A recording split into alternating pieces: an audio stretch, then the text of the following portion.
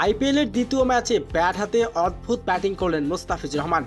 ফিজের batting দেখে অবাক হয়ে গেলেন জসপ্রীত বুমরা। মুম্বাই ইন্ডিয়ান্সের বিপক্ষে বল হাতে এদিন আলো ছড়িয়েছেন কাটার মাস্টার মুস্তাফিজুর রহমান এবং আইপিএলও ব্যাট হাতে করেছেন রেকর্ড। দর্শক, জানতে হলে ভিডিওটি না টেনে সম্পূর্ণ দেখার অনুরোধ রইল। দিল্লি ক্যাপিটালস বনাম মুম্বাই ইন্ডিয়ান্স টান উত্তেজনার ম্যাচ। তবে এমন গুরুত্বপূর্ণ ম্যাচে যার নাম সবার উপরে এসেছে বাংলাদেশের কাটার মাস্টার মুস্তাফিজুরকে নিয়ে, কারণ তার কাটার স্লোয়ারে প্রত্যেকটি ব্যাটারে পরাস্ত হয়। তবে সবার থেকে মাথার ব্যথা ছিল মুস্তাফিজুর রহমান এবং মুস্তাফিজুরকে নিয়ে কঠিন এক মন্তব্য করলেন মুম্বাই ইন্ডিয়ান্সের অধিনায়ক রোহিত শর্মা। তবে টান উত্তেজনার ম্যাচে শুরুতে টসে হেরে আগে ব্যাটিং করতে নেমেছে মুম্বাই ইন্ডিয়ান্স। তবে ব্যাটিং করতে নেমে শুরু থেকেই উইকেটের আঘাত আনেন কাটার মাস্টার মুস্তাফিজুর রহমান।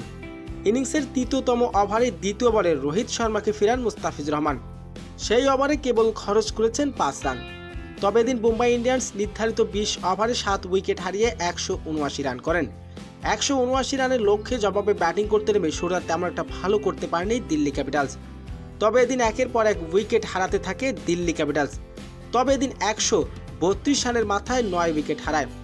এরপর ব্যাটিংয়ে আসে বাংলাদেশের কাটার মাস্টার মুস্তাফিজুর রহমান। মাঠে নেমে এদিন অদ্ভুত ব্যাটিং করলেন ফিজ।